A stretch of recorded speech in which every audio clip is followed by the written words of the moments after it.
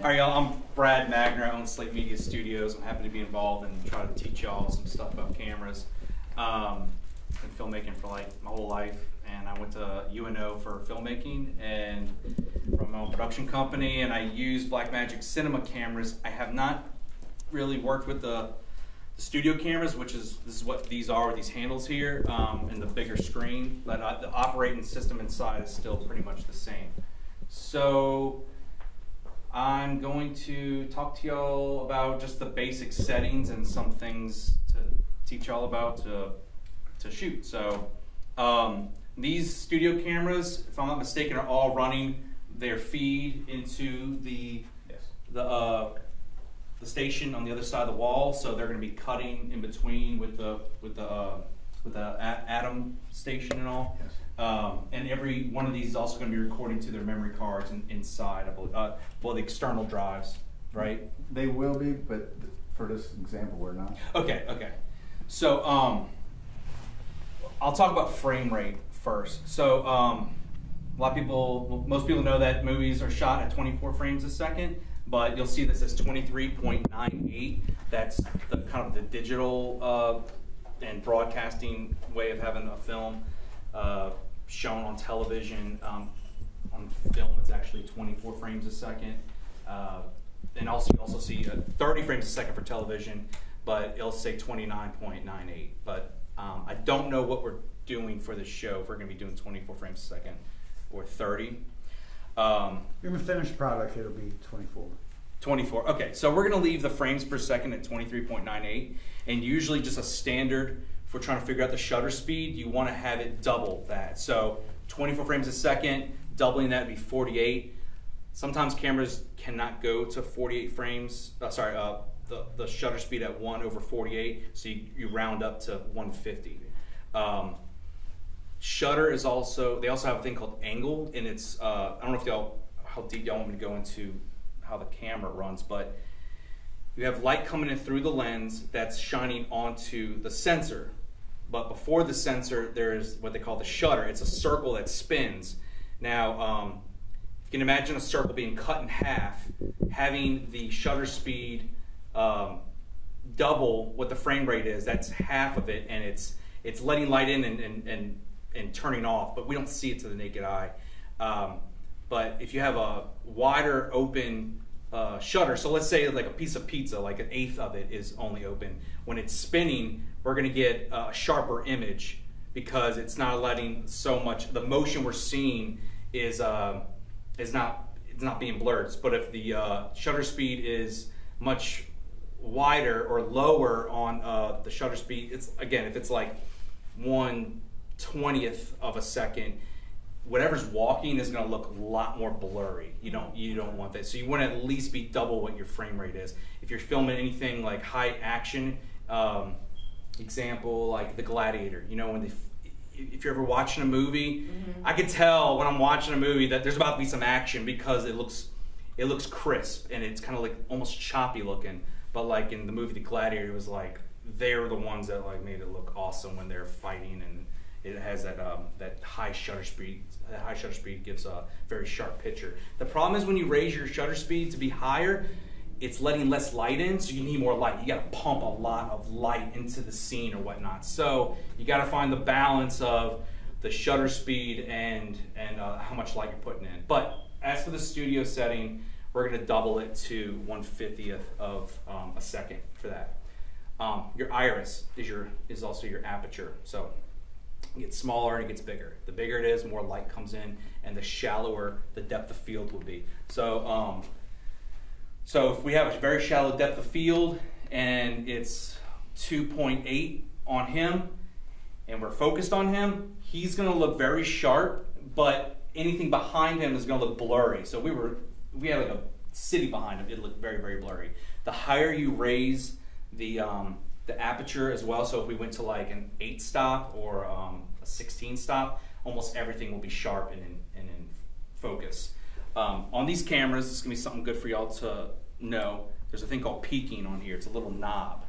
I wish y'all can kind of, I don't know if y'all can see this, but you'll see the orange lines showing up here. What's cool about these cameras, it's showing you it's kind of the strength of how it's showing what's in focus. So this is going to help you see what you have focused right now. So if we so were, what's in orange is what you want to focus on. Is that what it is? What we see in orange is what's sharp. It's crisp. Okay. So that's where the focus is. Yeah. So if you want to make sure cool. you're in focus, you turn the peaking up, and then you want to kind of turn it back down. Okay. Now we're doing a studio setup, so we're not really going to be. If you had a cinema camera on your shoulder and you're walking around, you usually have somebody pull in focus. That allows them to see what's sharp and what's not. And they usually have a little wheel to pull focus. But once the camera's set, we're not really moving it unless somebody's kind of tight on someone. We can move around and change some settings. So I don't think too much y'all are going to be messing with the focus too much. Let me ask a question on the 3 points that you just brought up. You know, if a brand new person is coming to camera, do they have to know how to set that up, or would the camera already be preset? So these cameras already have these knobs right on the side. So if you want to see if you're in focus, just turn this knob to see the strength of it. And as far as the 24 for a second, we're gonna have all that set up for you. I'm just kind of telling you that. So you're just giving us information. Yeah, I'm just giving you information. So if y'all have seen a bunch of numbers, like what the heck's going on? Yeah, we understand what the numbers mean. Okay. You know. Right. Yeah. So that's. I want to tell y'all too. Okay, they have a button on here, or you can hold your finger on something to. These lenses can autofocus. So if you actually hold, instead of turning the wheel to focus, you can just hold and tap on somebody, and it will. You see it. It makes a little square. It's seeing what's in focus. So he's really in focus. Or you can actually turn this wheel and all. Now, you've got two types of kind of lenses here. You got lenses that were made for photography cameras, and then you got cinema lenses. You can kind of tell the difference on the ring here. The cinema lenses have kind of gears because you use a focus puller and all. And the reason why I'm saying the differences between them, because if you were to zoom in with this is a camera lens. A photography lens. If you were to zoom in on him and get your focus right, and then zoom back out, it's going to be out of focus. Now with a cinema lens, if you zoom in with a zoom lens and you focus and you zoom back out, it stays in focus. So that's a big thing to know, that don't just zoom into the person, get focus, and then zoom back out, because they'll be out of focus. The focal length changes. So you want to use the either touching of pulling focus, of holding down, or using the ring. There's a button here too. I think y'all have been using second one. Okay, wait. That's not what to do. The zoom, the digital zoom. So instead of zooming in to figure out, you'll punch in. So hitting the F1 button will punch in and punch out. So it's not zooming in and zooming out. It's kind of a digital zoom, just to see. Magnifying it. It's magnifying it really quick to just make sure. So you can punch in, make sure you're in focus, and then pull back out. And a good point. Crop. Is it a magnification or a crop? It's a magnification, just a really quick magnification, just to see your frame, and pull back out. But a good point is that when you do that digital zoom, it doesn't show up on the camera, does it? That's just for your. Yeah, it's just to get your exactly, your reference. And also the push button is better. I know if I'm actually being filmed and a person does that, I get distracted. Yeah, you're right. So it's better if they push it, that way I have no hand movement. Yeah, because you're thinking, what's going on? Exactly. You know? Exactly. Yeah. So I think most of y'all are going to have to worry about the actual the lighting settings in these cameras, but they have a thing called your white balance. It goes off of Kelvin temperature. Again, I don't think y'all have to really worry about that, but ideally, our eyes are always trying to find white. We're always, I don't know if y'all know about, let's see. They have a thing called night shift, like on the Max and all. It kind of gives an orange tint to it because the blue light can kind of hurt your eyes. But if you're looking at the screen for a while, at first everything turns orange. When your eyes adjust, everything's looking like the right colors. So your eyes, your brain's always looking for white. So same thing with these cameras. They're always trying to find the balance of white. And so on the white balance, we're going to again, y'all don't have to worry about this, but something we're gonna have to make sure is that all these cameras are all in the same white balance and the tint. And the way to do that is you put a gray card up to somebody and they all focus on it, and you say, you tell it to adjust to the gray card. So is that something? Yeah, you'll have that right here. So, is that yep, Oh, I didn't even see that. yep, that's exactly it. You put a gray card up to it, and Were we doing that? You Because wanna I noticed you when wanna we show were us how seeing to do different that? things, it looked like all right, it was sir, different just hold the colors. gray card up to you. So You can't white balance on a white card? you know, it's I know, right? You think that, but I know, it's a gray card because it's neutral. It's between Okay. white and black, Ah.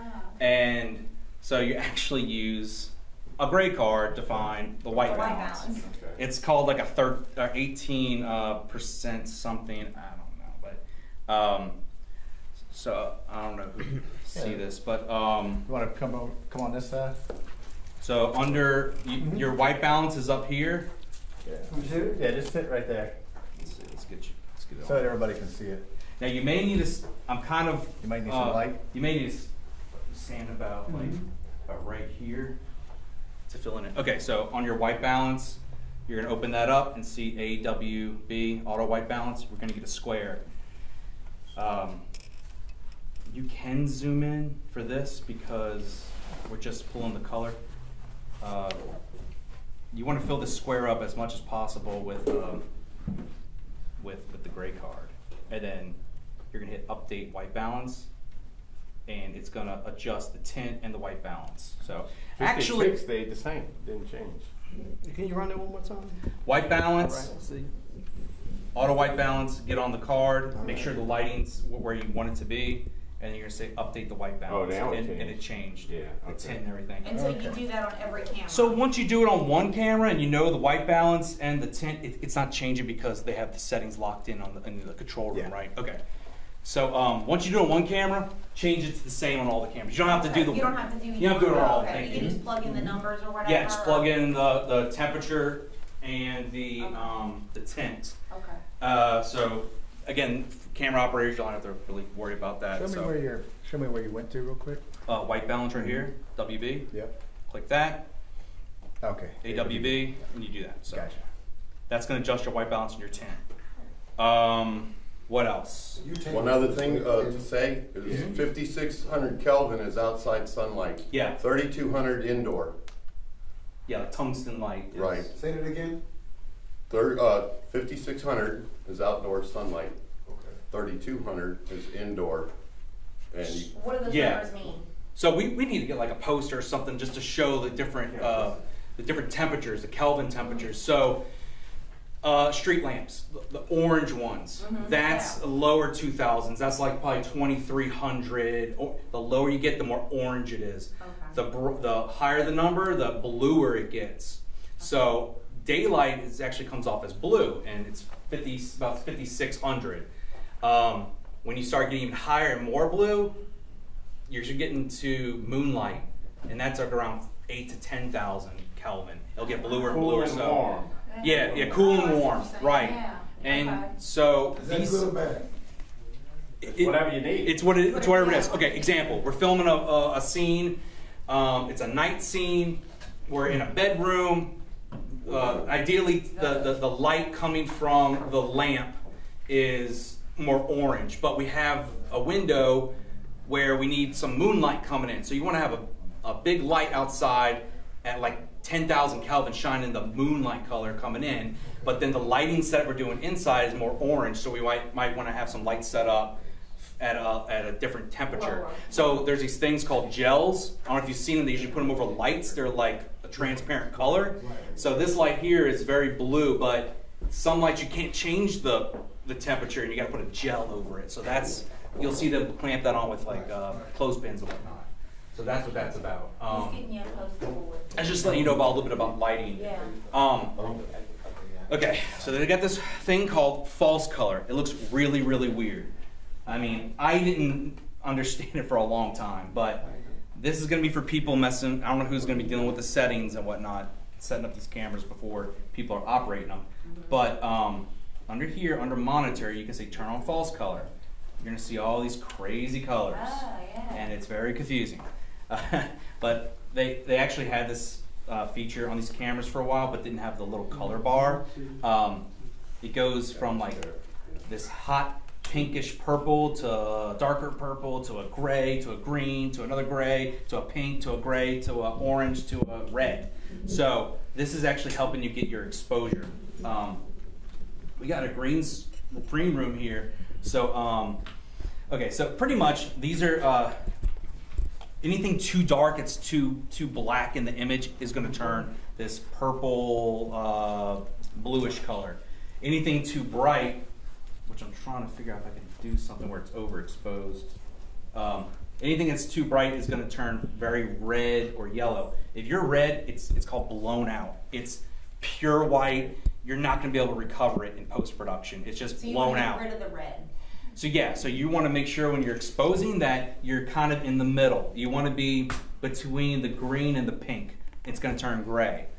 I know that's something, again, the people controlling the cameras aren't going to have to worry about, but somebody who's dealing with the settings, it's just more of a visual to quickly get your exposure correctly. Because if this isn't lit correctly, if the black, so whites that are overexposed is called blown out. Blacks are called crushed. There's information that we're not going to see. Details in it. There's no details in it. So you want to be properly exposed. Now, I think in the format, we're doing B-RAW, right? Yeah. Are we doing B-RAW? Okay, good. So if you've ever heard of RAW film, there's compressed formats in these DSLRs that have come out past like 10 years. They usually been shooting at H.264, and now they got H.265. It's a very compressed image, and it was very hard to post, edit, and color it because everything was so compressed. Computers would bog down and all. But then they have RAW. RAW is, when you see it, it's much bigger file, but it's uncompressed and it looks very milky. It's like a milky wash when you see it. So let me make sure we don't have a. I'm trying to see if I can give you an example here. And this is very important for the person who's setting it up. Yeah. Because if not, Well, once we get these settings right, we're pretty much going to leave them the same. Okay. But we're just going to make sure we're filming it. It's called B-RAW because it's Blackmagic's. These are Blackmagic cameras, and they came out with their own RAW called B-RAW. Okay. Again, it's filming 4K at being RAW. It's going to be very, very large. But the benefit of RAW is that because it looks milky and washed out, in post-production when we're color grading, we can make it any color we want. We can crush the blacks as dark as we want. That information's there. As long as the original image wasn't completely blown out or too crushed, if we're in the middle, we can make it whatever we want. And ideally, once we get the color right, we can apply that color on every different color angle and all. So, again, that's not going to be something I'm really worried about. We're going to have these. They have internal memory cards in these things, but they also allow you to connect an external hard drive, which we're going to be doing because external hard drives are way bigger and more affordable than those memory cards. Those memory cards can be expensive. I got like a 1 terabyte memory CFast card, and it was almost $1,000. So, but It's called B-RAW? B-RAW. That's the codec. That's Blackmagic's codec. And that's all that thing records? No, but okay. So this camera here will allow for it is only B-RAW. There's only one option for B-RAW. Oh. Blackmagic RAW. So other cinema, the one I have will actually allow you to do ProRes. I believe this one lets you do ProRes. Unless it's locked. Is it? I think it's probably locked. Okay. in there. I it think does it gets- ProRes. It does ProRes. Yeah. Okay, so it's not giving me the option right now because It's locked on the settings are controlled from the computer, okay. and it's not giving me that option. But ProRes is it is more compressed than the B-RAW. You don't have as much free reign with RAW, but we're not going to worry about that. ProRes was designed by Apple and all, and they've got different versions. So they have they're lower resolutions and they build up. So you got like ProRes Proxy, ProRes LT, ProRes 422, ProRes 422 HQ, and the bigger you go, the bigger the file is. But we're going to be using Blackmagic RAW, and it's going to give us what we want. So, you have any questions right now about anything? Is this one of the reasons why film takes up so much data? Mm-hmm. RAW, yeah. Oh yeah. Yeah, and it's okay, so the standard has been upgraded these days to 4K. So, you know, like television back in the day was like the resolution was 480. Then we got HD, and it was this debate whether if it's 720 is HD or is it 1080. Interlaced progressive, all that stuff. And then 1080 was the standard for a while. Oh, the DSLR shoot 1080, and now 4K TVs are the standard. Everything's 4K. Wow. These cameras are shooting 4K. Now they're pushing for the 8K TVs. So now there's 8K cameras coming out. They got a 12K camera.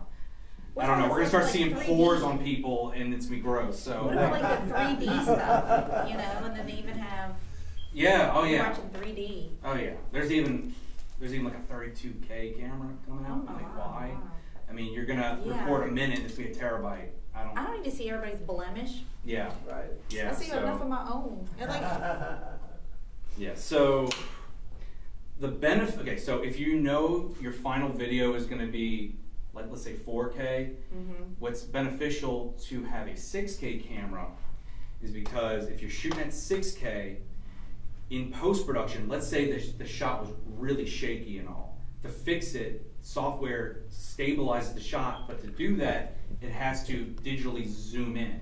And for it to digitally zoom in and fix it, if you shot at 4K, and you digitally zoomed in, you're losing resolution. Right. It'll fix it. So, but if you shot at 6K, and you zoomed in and you stabilize the shot, you're at 4K. So that's kind of the benefit there.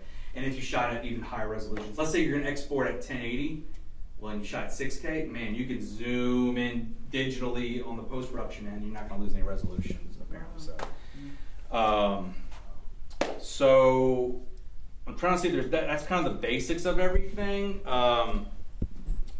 There is when we're filming, the cameras are going to be stationary. There might be a little bit of this, right? Yeah. They're not going to be doing this and zooming, right?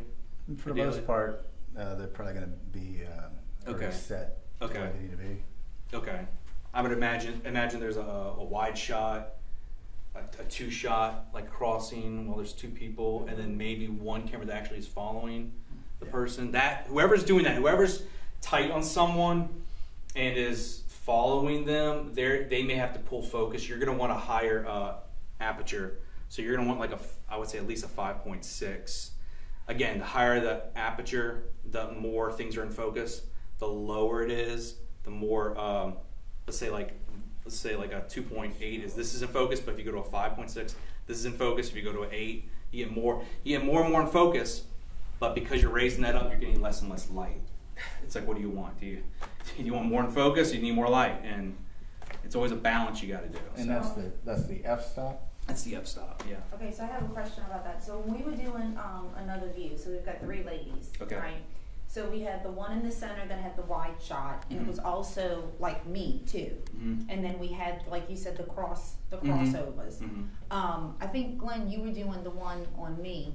When we went to go focus, I mean, it was really bad. It would take forever. It was really blurry, and then kind of come back out. No. It was the user, not the equipment. So I mean, how can we get that? Is that button that you were talking about? I honestly switch cameras while you're doing that. Well, what's going on You can't change the you don't settings on the change the camera. Don't settings. focus when you're on Yeah. when you're going out online. So when this light's on, don't change. Don't touch Don't nothing. move it. Don't do anything. Don't It shake stays it. how it is until the Okay. switchboard operator tells you in the head we're changing, and that light will go off and go to the next Okay. camera. that's something I don't know. I don't know about the studio setup where y'all are controlling it. I don't know all that stuff. Okay. So you're saying when the light's on, Yeah. settings are locked in, cannot Yeah, cannot Yeah, touch don't it. jiggle the So- camera. Don't try and move it. This is what you call a tally light. Yeah. Okay. So if that thing's on red, that means The that's signal's the going program. out. That's what's being That's recorded. live. Okay. That's live. I just didn't know if there was a better way of, if we were, say, live on that person, we wanted to be like, ooh, look how cool. Well, we that's zoom what in he and was out. saying about That- you need a cinema lens for that. Yeah, okay. Yeah. I mean, I But was also these days we can do a digital zoom in the edit. Mhm. We can go up to about That's true. 30%. If we're shooting in 4K, we can go 40-50%. the thing is with the digital zoom, you'll see sometimes you hold it on, and it'll go, it'll like try to find it. Okay. And honestly, I'd rather turn it. That's just my personal preference. Turn it and get it, and use the peaking thing to see when you're sharp, and then leave it alone. Because sometimes the digital thing is not always that great. So you rather use photo lenses than cinema lenses? I'd rather use cinema lenses when we're filming video, but that's what it sounds like. photography lenses are so much cheaper. Like that's why everybody has them on DSLRs. They're like way cheaper. Okay. So I mean, it's actually crazy how expensive. They're not all cheap. They have cheap. Like they have lower end ones that cost a few $100s you can get. I mean, but Port glass. Yeah, but cinema lenses can. I mean, they have like $100,000 cinema lens. Oh, it's okay. crazy. Yeah, it's like a house. I didn't realize they were that I was about much. to say, Oh no! If you want a pretty good one, it'd be a few $1,000s. Yeah. A few $1,000s for that, but for what we're doing, Because it's relative. Because to me, a digital DSLR lens that's $4,000. That's a lot of money. Mm-hmm. Yeah. Oh god, go on. I know they go higher than that, but just for the heck of it, you should go on B&H. That's where I buy my.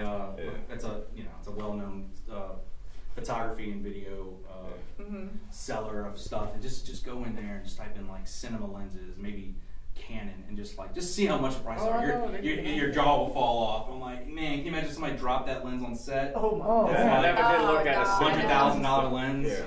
yeah. Feel like it was nice knowing you. Yeah, You know, like- camera's less than that. So anyway, I don't know if y'all got any more questions or like what else y'all I want. didn't realize when you were describing shutter speed, I didn't realize that's how it worked. If shutter speed in my mind, it was like no light, no light. Mhm. But you're saying it's some light. Yeah, it's some light coming in. It's monitor. I don't say monitoring. It's limiting how much light's coming in and not coming in. A lot of light's coming in, you're getting a lot of motion. You're gonna get a lot of blurry effect. If you have a small shutter speed and only a little light's coming in, the picture will be way more crispy. It'll be. So it's basically the concept of shutters on your windows. You got light coming in on shutters. Mm-hmm. Right. Yeah, But I just thought it was no light. But Yeah. you could probably research on YouTube, because people make these videos of how does this work, how-to videos, explain it graphically. There's probably something to find. There's actually a little shutter that's going like this inside. So these are so that's been film cameras. They have that the actual manual shutter, which they'll call it a mechanical shutter. In these, you've heard of mirrorless DSLRs and all. They have it's just digital. It's digitally doing it. There's actually nothing inside it. But that is the concept. Well, you understand? Now a mirrorless camera. So Yeah. So these DSLRs and digital cinema cameras the past few years have all been mirrorless, but there is. Can we see this? Okay. So because it's digital, there's a thing called it's called like warping, or it's like this jiggly effect. So if I usually if you go left to right, it'll start looking like it'll look jiggly. It'll look like a wave and all. It's because there's no mechanical shutter in it. Yeah, I forget the word they use, but I know exactly what you're talking about there. As it's laying out the picture, it lays out the top part of the picture, and by the time you move the camera, it's moved the bottom part of the picture. Yeah, so you get like this jelly it's effect. It's just trying to keep up with the. Yeah. But the new now they're trying to incorporate in some of the higher cinema cameras, the new Red Komodo. We have a global shutter. They have a global shutter, so you don't have to worry about the. I can't think of it, but it's like this jelly effect. What happens? You know the term, and it's just like. Oh, you know it by the time you get home. Yeah. I started going A, B. No, not it's Warping. Something about that alphabet. it's a When you hit the Hit the one, letter right. it comes sometimes, not all the time. Right, sometimes. yeah. So I'm trying to think what else. Rolling something. Okay, It's also called- it's called one rolling thing about these something. cameras. These cameras are crop sensors, means the sensor that's on it, it's smaller than a full-size sensor. Full-size sensor is like a 5D, a 7D. It's a full-size sensor. The lens sees the whole sensor, and with these cameras, it's cropped smaller, so the lens doesn't see the entire. It doesn't record what the lens sees. It only records a smaller portion of it, which turns a 50 millimeter lens into a 65 or a 70. You have to do the numbers on that, but it changes all of the numbers from what the lens says. So when you look at the lens, think a little bit longer or a little further distance. So that's on full frame. Something I didn't talk about was the, because I didn't see it up here. Where's the ISO? I'm guessing it's going to be your gain, huh? That's what I was saying. That's your audio. I got ISO on there, and it makes it real easy to. That's the light. I think it's called rolling shutter, Brad. That's it. Rolling I don't know why it's put as gain on here, but usually that wavy stuff. It's called, they have these digital cameras have what they call ISO. It's digital light. So each camera has a standard setting where you want to have your camera on a certain ISO, and these should be, if this is a dual ISO camera, 400 ISO and 3200 should be the main settings for that. Now that's your ISO. Yeah. And okay. I can dial it from black, dark, down around 100, and I can bring it up to a very dark room. If I had a 50 millimeter lens on here, I could probably film with a candle, and with the ISO set at 56 or whatever it is, the highest setting. It's like traditional film speed. 64 ISO. So as you reduce the ISO, you'll see the light in the camera is reduced. So back in the day, I've only learned when I went to college for this, like they had just phased out of using film cameras anymore. But apparently back in the day when you would buy your film, it would actually have your ISO was the sensitivity to light. You'd have different boxes and say, oh, it's this sensitive or it's that sensitive, and you can buy this one for shooting in darker scenes. But now we have ISO, and if you didn't know better, you might have your settings right, and you're like, damn, it's still too dark. Let me just crank the ISO up. And when you do that, let's start getting to 5600 or like 10,000. You're going to see the grain, and they call it artifacts, and it looks like crap. It looks terrible. I shot a whole short film a long time ago in this abandoned house, and I had to crank it up. It had enough light, and I'm just like, that's where I learned about artifacting. And that's the effect. You would just say that's the effect I was going for. Yeah. Well, it was a horror movie, so yeah. So like in movies, sometimes when it gets like really dark, you can kind of see like little grains. You'll see you'll see in the blacks. The black, anything dark, you'll see it all nasty and all. Like the shadow or something. I'm like, okay, so that's what that means. They just have their ISO too. Some people add that. Sometimes you want there's that kind of grain, and then there's film grain. Yeah. That it's different. It's a little bit different. You have artifact and you got film grain. A lot of times in these movies these days, they add film grain. Like in these big Hollywood movies, they add film grain to make it look more like Quentin film. Tarantino. Quentin Tarantino, yeah. But he doesn't use digital. He's all about. He's dope. He's all film. He doesn't go digital at all. Old school. Old school. But in the movie Matrix, when they was doing, was that it? The little glitches when you want to make them think they're moving real fast, but it's like it's shaking like that. That's probably just an effect, the digital effect they did. I think they found something like that. Yeah.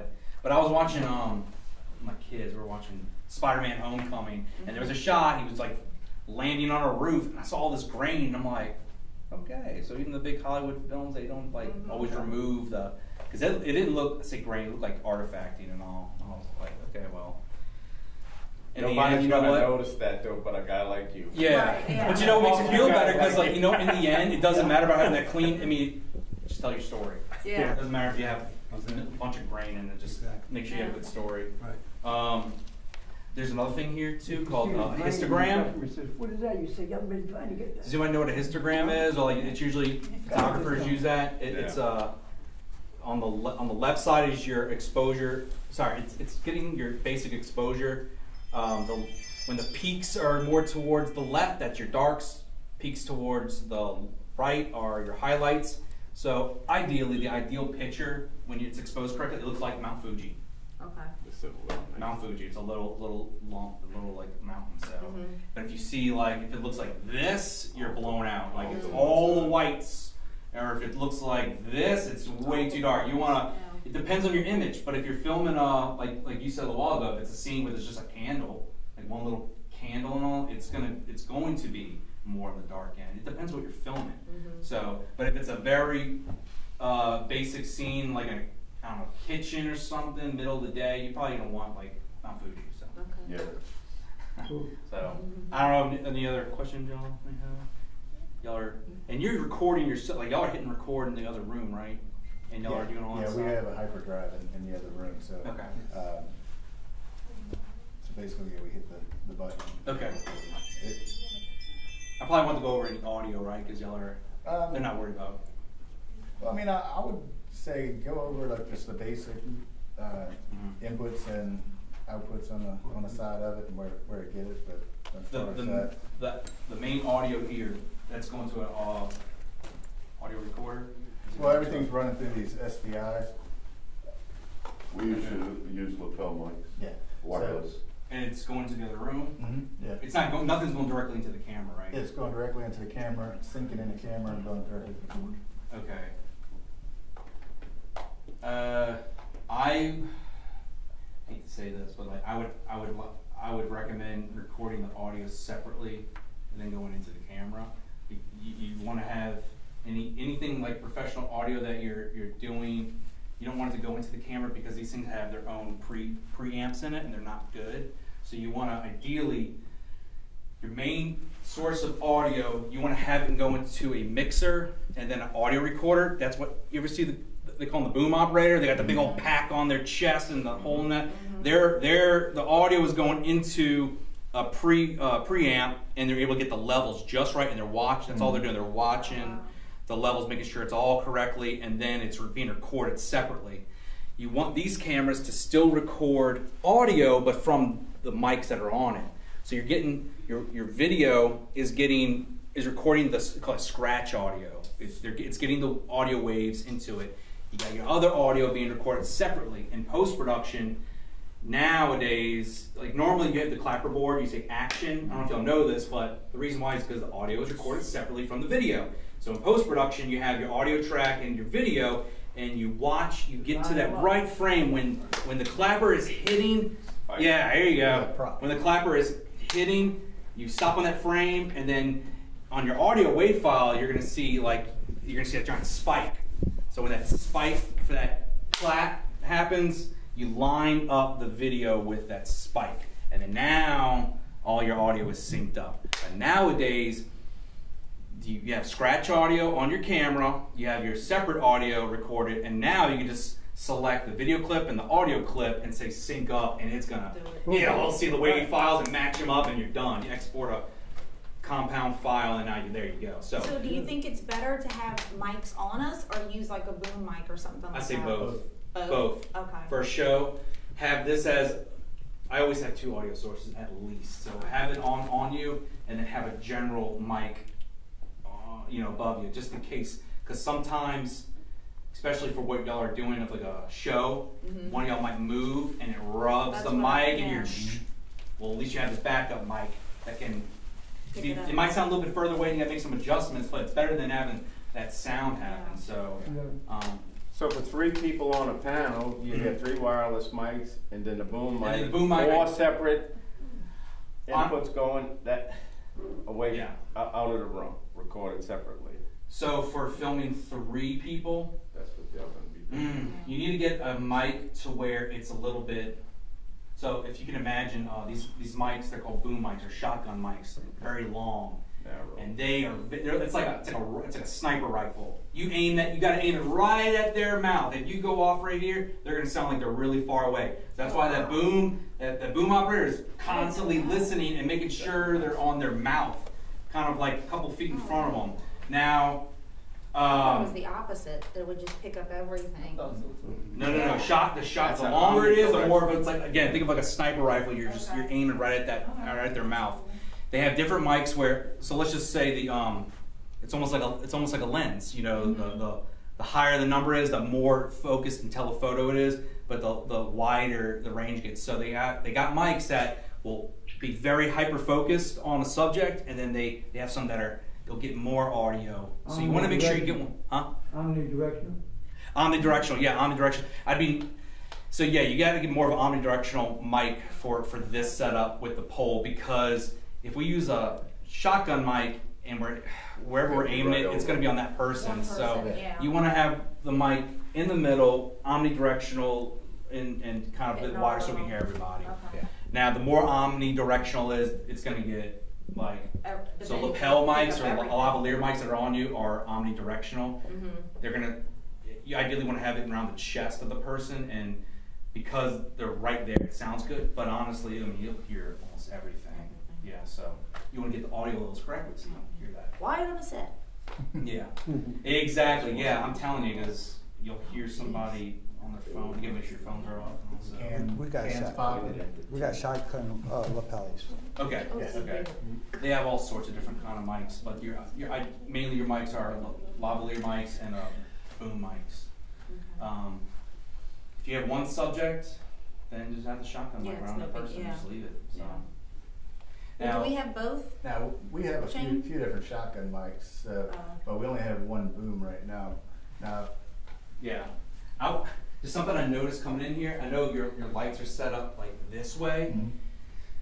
Ideally, how am I going to do it? Ideally, you need to have its own light set up, lighting this green background, lighting everything, and then other lights to light the subject. Yeah. Okay, because I'm saying, because if you're using these lights to light the subject and the background, when you're trying to key the green screen out, it's gonna be a nightmare. Yeah, so what we're doing is we're just waiting to get this green screen in. We got some bars going across the back, not lights to light the green screen.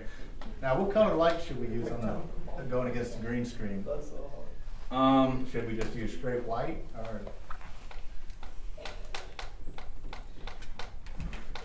I wouldn't use. I would try to find more of a neutral color between the orange and blue.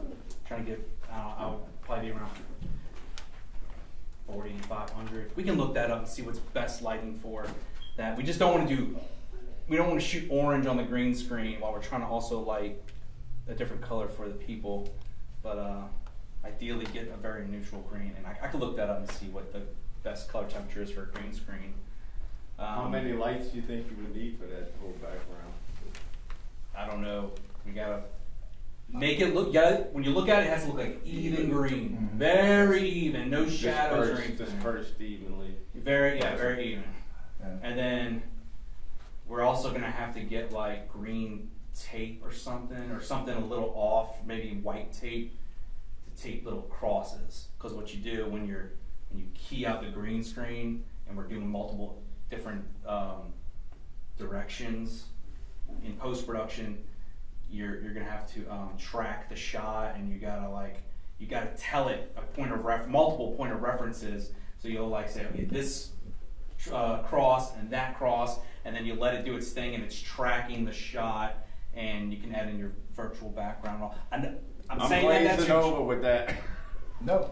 That's your general thing, but I know we're doing something with the Unreal Engine. I don't know. I'm sure we're gonna have some tracking marks too, but I don't know about that because I honestly don't. Like when it comes to green screens, I'll just pull my hair out. Like, oh my god! Because then you think you keyed it out, and then no, this is a pain in the butt. Sometimes the green will, because light bounces and all that stuff, so light might hit the green background and then bounce on the shoulder of somebody's arm, and there's a little green tint, and then now part of their arm's missing. And, our shiny bald head. Yeah. Yeah. Okay. So we know somebody who loves doing visual effects or something like that, or they know keying. Get them, because that's not me. I'll color grade and get get that all done. Now, what about LUTs? These are able to add a LUT directly on the camera themselves. Yeah. Okay, so a LUT stands for a lookup table. Remember I said RAW has a milky wash, it's very flat. Well, you can add a LUT and you can tell it to give it imagine it being like it's the look of the film or whatnot. And there's people who they usually kind of get lazy because when you film RAW, you have to color grade. It's gonna look like this ugly, milky, washed out image. You don't just cut it and export it. You gotta go in there and mess with the color wheels and get your levels right and get the look that you're trying to get for your film. But you can buy LUTs or create your own LUTs and you just drag it in and drop it on. So I've got LUTs that are like, it's a pack where they'll say like top 80s movies. I got a LUT for like all the well-known movies from the 80s. Like here's a look for Indiana Jones, The Goonies. It's kind of like a filter basically, you know, when you add like an overlay filter on your photos or something. So one of the popular, okay, here you go. Imagine the Transformers movies. So Michael Bay is known for using the LUT that's called M31 or something. It's a bluish, teal, and orange color. So when you watch those movies, you'll notice all the blues are not blue, they're teal. And then everyone was doing that thing for all the action movies. They're trying 300, to. yeah. Then 300 had a weird look too. That was more of a stylized thing they did to make it look like weird and comic booky. But you're right though. It's a look of the film. It's some weird look. So it's kind of like a grayish brown. Or like you'll notice a lot of movies when it's a nighttime scene, it's more bluish. I mean, yeah, they're using lights and all, but they'll give it more blue tint. And, interesting thing about I'm just thinking about what is that? The Mad Max, the latest one with the Fury Road one. Oh, I haven't seen that. I love behind the scenes stuff, but like if you look at that, every time there's a night scene, it is so blue. It is like blue. But they filmed all that during the day with the sun above. Yeah, that's all that they shot in RAW and it was all bright outside. Yeah. But they just put a blue tint on it and did the color grading, and that was all during the day. Is there a LUTs to take out like my blemishes and wrinkles? No, that's more of like. That's more of a video effect. Like yeah, but they got stuff like they can smooth skin out, you can sharpen stuff. They got. That's your assets, you know. Yeah, so. No. But yeah, a LUT can be okay. So, in these, what he's getting at is that in these cameras, you can apply a LUT inside. So.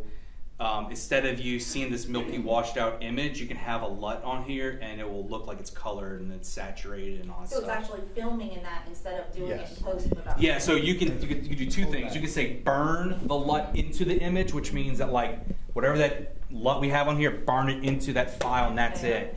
Or you can say apply a LUT and you'll see it. You'll see the image with that LUT on, but it's not burning it into it. You can add that in later post-production, which is what I do because I don't know what I'm going to change up later. I'm sure you might change your mind. You hear that? Yeah. But use the LUTs on the cameras because you change it up later. Yeah. So you want to shoot in film mode. There's a setting in film. There's video, extended video, and film. If you shoot in film, the LUT's not getting burned in unless you tell it. There's a setting where it says it's under record. And it'll say apply LUT in file there, and you switch that on, and it'll. But you can still have it on there, just not burn it. Just don't. Yeah, just say you go to the LUT settings, say add, apply LUT, and you'll see it look all nice and pretty, whatever LUT you got, and then just. But cool. Some people might not realize that, and they go look at their footage, and you're like, it literally looks like this milky whitewash image, and you kind of get, if you don't know better, you can get pissed. But it's actually a good thing because now you can control the darks and whites and all that stuff. So, but that's nothing y'all are gonna have to really worry about. That's gonna be me worrying about that. I thought we was trying to get away from as much as post-production as possible, like the actual film when it's done is done. Yeah, we're definitely trying to get away with the least amount of post-production. That's why we're getting everything, doing a lot more preparing and pre-production. Getting intros, getting lower thirds, getting everything ready so that when we're using a switchboard, we just cue it in right when it needs to go. The less post-production, the faster everything's going to go. So that's basically what we're trying to do. There's going to be some post-production no matter what. So I imagine for each show, we're going to find out the color scheme and the LUT or the color we're going to do, which on my end, I can just save those settings, and then anytime we're doing that show, I can just apply that LUT to that show, and that's it. It's not going to be that big a deal.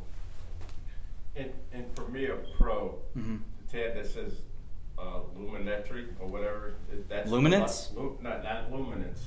There's, I think it's called Luminetry in Premiere. and you could add those different looks. Is that the LUT and the luminetry? It should be under the color grading section, and it'll say some like Premiere will. I'm trying to remember that in Premiere. I've been over the years. I've been moving more and more towards using DaVinci Resolve, Blackmagic's editing software. So it's like I would always use Premiere, and then Blackmagic makes the industry standard for color grading, but in their software you can edit in there too. Oh, wow. So now I'm just like, okay, that's another thing. B-Raw, which is what this films, will only play back in DaVinci Resolve. So you can't take B-Raw and put it in. I don't know if Premiere came out with an update to do. They did. Yeah. Okay. You have to download it from the player from Blackmagic. I'm wondering, should we try to learn DaVinci then, if that's where everything's going? Well, the industry's kind of going. I think everybody ahead of the grade. That's not already tied into Premiere, I would prefer them to probably start learning DaVinci, since it comes with a free software that is it's pretty packed with features. So they have DaVinci Resolve is free, but it's limited. But when you buy a camera, you get Studio version for free. Every camera you buy, you get it normally be only $300. That is actually really, really cheap for software at that high end caliber. But yeah, every camera you buy, you get a license for that computer to render out 4K and all. I think the free one's limited. They won't let you do certain things. Are we going to get training on the switchboard so that way we can learn to start doing a lot of this stuff live instead of post? Like clicking from camera to camera, or putting in the B-roll all at the same time? Should we all learn that too, or? Yeah, eventually everybody's going to learn. I'd like everybody to be a little versatile, to be able to know audio, at least basic audio, at least the basic cameras, and definitely basics of the switchboard, and definitely editing. Would like everybody to know just the basics of editing. Be familiar with the software, be able to import and ingest the video and the audio, and know how to get it onto the board, the timeline, and move it around, and definitely to be able to sync the audio with the audio of the camera, with the spike on the waveform. But and like I said, now, like before you used to have to manually do that drag and try to line it up. Now you can select the audio and auto sync. It's looking at the waveforms. Now if you did not record the in-camera scratch audio and it's just nothing, you didn't do any audio, now either you have to manually sync it yourself, or you can do time code. We've all seen, like, the clapper boards like this, and there's numbers running. So we got the little. That's a timer. That's Well, you'll have with those digital ones, the numbers are going.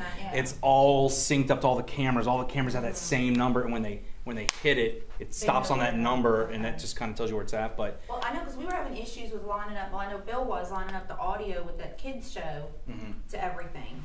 So I'm wondering, if there was some kind of auto sync that we could have done that to help out. So with all that editing. Like I said, you can select the audio clip and the video clip and tell it to sync, but the computer is reading it, and it'll kind of take a little while and do its thing. And if you do it with a lot of files, let's say you highlight like 50 clips of video, 50 clips of audio, and it's going to take a while. If you're doing time code, they have a thing called a tentacle sync.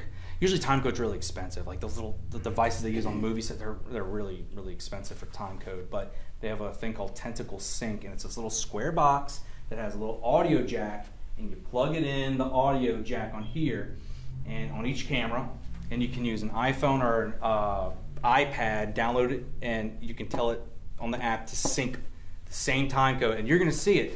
You're going to see the time code be the same on all the cameras. And then when you use your audio recorder, remember I said the external audio recorder, you plug one into those as well, and now your audio it's all in sync, audio recorder and the cameras. And then in post-production, you say sync from time code, and it's not having to find the WAV files. It knows it's numbers. It's immediate. It's immediate. It goes, it just lines it all up, and you don't have to worry about.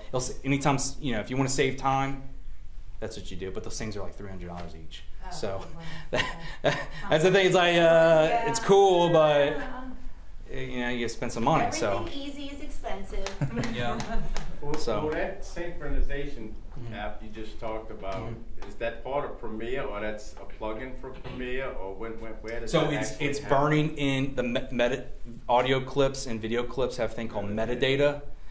In the video clip, if you ever drag like with especially the Blackmagic cameras, when you drag the video file into the editor and you click on that file, if you see you'll see on the right side, it'll say this was shot at this exposure, this ISO, it'll say everything. It has information. So actually in these cameras too, if you do this, if you swipe, you can actually name the clip, say what reel it was on, what scene you can name the clip and say what scene it was. We definitely need to start doing that to have more organized files. That's pretty important for, for everybody that's new to it. Take note of this, because that would be something that you would be doing yourself. Yep. So you say if the shot was interior, it's some basic stuff like what reel, what scene, what take. It was the interior shot, exterior shot. When the editing, you can see, pull up your file, and be like, oh, okay, that was, Covenant Couples episode. Yeah. So that's time code will also be in the metadata. And so, and on you your can editor. plug those file names in the camera. Should we do it before we film or after? You have to go to every camera, go on here and name the project in every one of them and make sure. Now it will automatically tally, like if you reset everything saying scene 1, reel 1, take 1, you hit record and you stop, the next one will automatically change to the next take. It's a number sequential. It'll sequentially do it. I would suspect that most of the stuff we're doing here is just going to be one large file. Are you ever going to stop recording? Yeah, there's instances where you have to stop recording and go. Something might happen, somebody's phone might ring, you got to cut, and you just have to start over. It's just multiple instances, so I would get used to it. And I don't know if we want to go this far, but I was saying too, there's an app called Movie Magic 8 on an iPad, and it's a digital slate, and you can do all this stuff on here, but more. And what's cool with that is that you just do it just like normal, but on the iPad you tap this and it'll count down, it'll clap. But what's cool is that while it's active, it'll have like a record, almost like the tally. It'll have like a red tally. And what's cool is that you can leave notes. You can write other notes in here saying, I don't know. You can there's all sorts of stuff you can do. You can say audio was good, or you flubbed up here at this time, and you can actually mark the time. You can click a button. It'll mark that time code, and it will like put a note in there. There's other it's all sorts of stuff you can do, and then that file you can export into your computer. And it's metadata, and you can link it with the files. So when you're editing, you'll actually see your notes and all pop up too. That would be good. That way, instead of going back and saying, "Oh, that's when so and so's phone went off," or whatever, we can mark it and be like, "Oh, well, that's trash." Definitely, because when you're dealing with a lot of long footage and multiple footage all the time, and you just get overwhelmed. So if you already have that tapped in there and marked, that's great. So that's just an app on your phone you can get, or an app on an iPad. Give me a little more. I don't know about other ones, but I know it's on iPad. Every time that claps, it'll come on. Well, no, it is a slate. So you get a slate. It is a digital slate on the iPad, and you actually use this one. It is a slate, and there's other features too. You can. And it's on iPad. It's on iPad. So it's not that just an iPad. It's an iPad. It's an iPad app, and it's a slate. And I would have brought my iPad. Yeah, definitely. That for sure. Let me know before you go give us that information on that, because I think that would be handy. And it syncs up with timecode too. So that little tentacle sync I told you about. Yeah. You can you don't have to leave it in there the whole time too. You just plug it in really quick. Yeah. It'll sync up, and then you can unplug it and plug it into a different camera. Actually, I forgot about that. So then it would only be like the $300 for that one? Is that what you mean? You can actually do that. You might be able to get away with one. Now, I don't know about the audio recorder. Maybe you need two. Leave one in the audio recorder, but you can plug it into each one, let the time code. Yeah. Just do it to all the cameras, plug it in there, and then I'll do it. So you might not have to buy as many. I like being sneaky. Well, it's not sneaky. It's being practical. Yeah. I like the word sneaky. I like it too. Well, I feel like I'm getting away with something. I don't know about anything else. That's pretty much it. I just wanted to get, anybody, I know we're running late, but I wanted to get everybody at least to be able to hands-on on a camera and come touch and see the features. features. This is awesome. Like I've learned so much, and now I know like where when we're filming, not only with because I'm looking at y'all going, what the hell are they doing? But it just now I know. And look, I spent the money. I went to college for filmmaking, and I say this all the time. I swear to you, I've learned 80% of what I know not from college. Like the other, I'm telling you, the 20% that I learned in college, I'm telling you, like I don't recommend it. And going back to what Shane said too, in any creative industry, everybody involved knowing a little bit about every position is great. If you're doing something, you're aware of how it's affecting the person over here. Whereas if you do something, they can fix it over there. And when you're streaming a production, if everybody understands what ends up over here, well, I'm not going to do that because it's going to cause problems over here. So being more aware of all the positions. I mean, the additional things that I learned in school was like when I was forced to take like a film history class about how did film start and and you're forced to watch these old movies, which is fine, but like, okay, I didn't watch that old movie that was silent, and it's like it's fine, but was it worth that much money for all that? Like I said, I think 80% of what I know has been hands-on. Go make your own film, just do it. Just get a camera. YouTube. You can learn everything on YouTube. I'm telling you. And they got people. They've got a website. There's a guy on YouTube. It's like tomorrowfilmmakers.com, and for like I think $300, he's got thousands of hours of everything about how to do your own production. And I would say that's almost more than you learn in college. So. But be hands-on. Well, I mean, I think that was kind of neat because sometimes it might just be me and Bill, and I can help with the camera setup, and while Bill's in the control room or something, especially if we're short-staffed, it's good to know all that stuff. So I appreciate it. Thank you. If you want to know more, I'm telling you, just go on YouTube, type in Blackmagic Studio Camera Basics, and they're gonna maybe explain more than I did. I feel like you're about to say, and hit subscribe button right here. Hey, if you're new to this channel, if you like this video, subscribe now. Smash that like button. So like, hey, if you want to learn this, don't forget to smash the like button and subscribe so I can make money. I like the ones that tell you before we get into the video, hit the like button. I said, how about if we watch the video? Right, I might not like you. Yeah. I hate when they say what the video is and then they play this 15-second logo.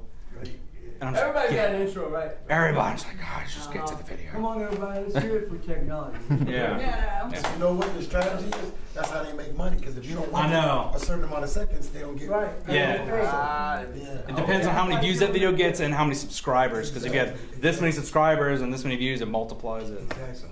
Hey, we're going to be doing the same thing, so there you go. Do the, what about the thirds, the rule of thirds? Oh, the rule of thirds. Okay, so, yeah, okay, thank you. They may have some videos that be like, this is not. You want me to talk to you about the rule? It's called the rule of thirds. It is This is important for you guys. It's just a general thing of knowledge for filmmaking. Let's see. Okay, so under here, there's I guess I'll tell you two things about the other levels. Under here, under this little grid, you can turn on the rule of thirds. I don't know if y'all have ever seen this on cameras. Oh yeah, another thing too, if you swipe up and down, it'll get rid of this stuff so you can see the screen better. So the rule of thirds is these intersections. It's divided in, split it off. Any of these intersections is more interesting to the eye. So pay attention to movies. When there's a scene, you'll usually notice like the head. Say if I'm right here. Yeah, I gotta poke my head. These are, it's psychological. It's just a psychological thing that they do in paintings. So you'll start noticing that anything in those little intersections is just more interesting to the eye. So if you're filming somebody and they're talking, let's say that, I can't see myself, but like, let's say the head, it makes you feel uncomfortable psychologically if the person talking and their head's right here and they're looking that way. It's like off screen, but you want to put them here, and then even on a wide shot, you want to have your level like kind of in anything interesting on things are more interesting on these lines and at these intersections. That's all you got to know. So when you're trying to frame somebody and they're talking, you want to try to put the middle of their head right here in these areas. But you can again look on YouTube, learn about the rule of thirds. There's nothing called the golden rule. You just look that up. Denzel Washington talk about that. The golden Michael B. Whatever his name is. Yeah. He said he knew how to stand with the cameras. Yeah. He said he knew he was going to be a great actor because he knew how to position himself without people telling him. It's called the golden rule. It's like this weird mathematical like swirly thingy. But if you watch a YouTube video on it, they're going to give you references saying like, oh, Rembrandt and all these other, I think Rembrandt. I don't know. They'll see different paintings that are hundreds of years old, and they'll do the grid, they'll do the rule thirds. The golden rule, and it'll be like, oh my God, it's like this mathematical thingy that's all these points that it's intersecting is interesting. So. Well, we also now does this make a difference when we have, because like underneath we'll have say like, you know, the show name or maybe a logo or something over here, and then sometimes when we show like a video, like I may be over here and you want to show a separate video over there, or have somebody on a Zoom call or something. Let's see. Definitely, if you're needing to, if you know you're going to be doing that, let's see. Okay, so they have another thing called safety lines. So the square that pops up. Let me get rid of this. I don't want to overwhelm y'all with everything, but title safe area. Title safe area. So you'll see the square and all, even though you're filming some on the outside, you want to make sure you're within that because sometimes it's, you know, like bleed marks when you're, you know about bleed marks on print. You want to make sure you're within those bleed marks because it might get cut off. Well, same thing. It might get cut off in post-production. And you want to or give enough room. You don't want to pass it on to the TV station. You might crop it just a little. Yeah. So you don't want to film something where you're like just getting this finger in here. You want to make sure you're above that line, just to be safe. Title safe. So that should be set up right before they're about to record. They should do that. We actually should. We should. Every camera should automatically have the title safe, title safes on, just to be safe. In case. Yeah. To be safe. Yeah. So, yeah.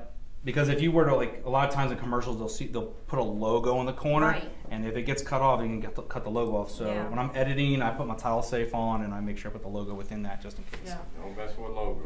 That's who pays the bills. Yeah. And then I'm not even talking about aspect ratio really, but we're shooting at 6:9, 16:9, which is your standard aspect ratio for television. That's all 16:9. Okay. They have different, you know, you've seen in movies. It's usually like a widescreen. Yeah, you get a wide format, so you can actually change the. Let's see here. This is your. So you see, it's like ultra wide, like that. Like that's more cinematic. You'll either see black bars, or in movies, you don't, like in the movie theaters, you won't see the black bars because it actually is a wide screen.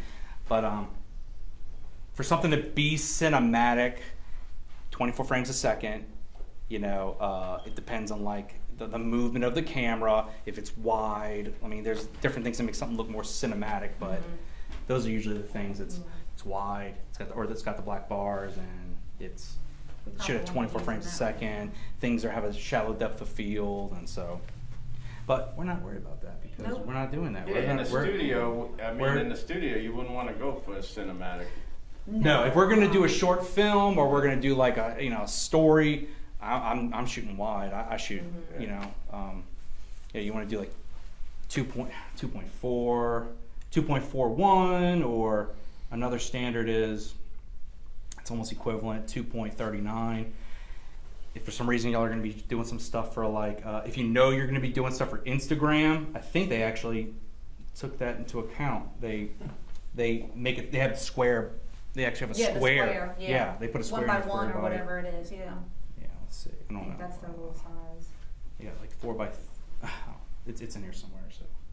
Yeah, there you go. So like, if you know you're going to be filming some square footage, you want to make sure you're within. It'll record all this, but when you export in the editor, you'll have it. Yeah. So yeah. Yeah, because when I do the post.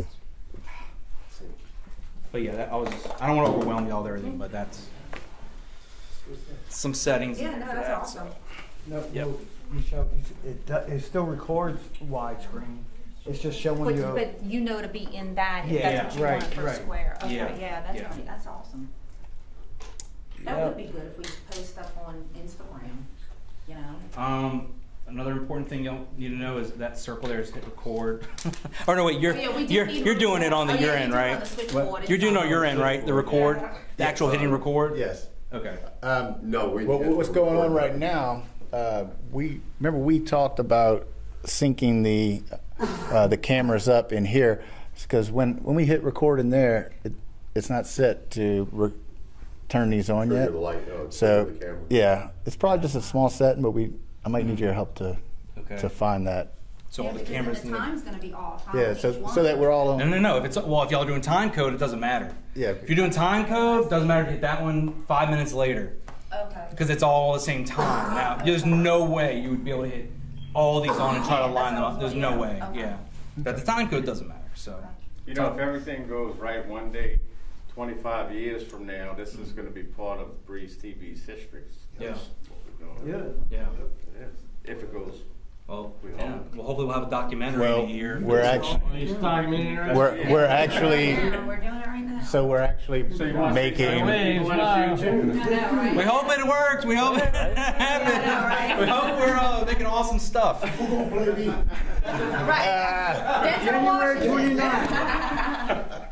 Well, this doubles as footage for the making of Breeze. So we're actually doing making of Breeze. Cool. But we got to edit this part out. Yeah, we'll edit. No, I think it'll be perfect. 25 years from now, we're talking about 25 documentary years from now. footage. Yeah. Exactly. Yeah. So we want the artifacts. I know he's on a time crunch. I know he's wanting to get out of here at around 4. So I don't want to keep him too much longer. Does anybody have any questions for him? Because he's skedaddly doing. I want to thank him. Yeah, you're welcome. Thank you. Crash course. Yeah. Always go on YouTube for anything else.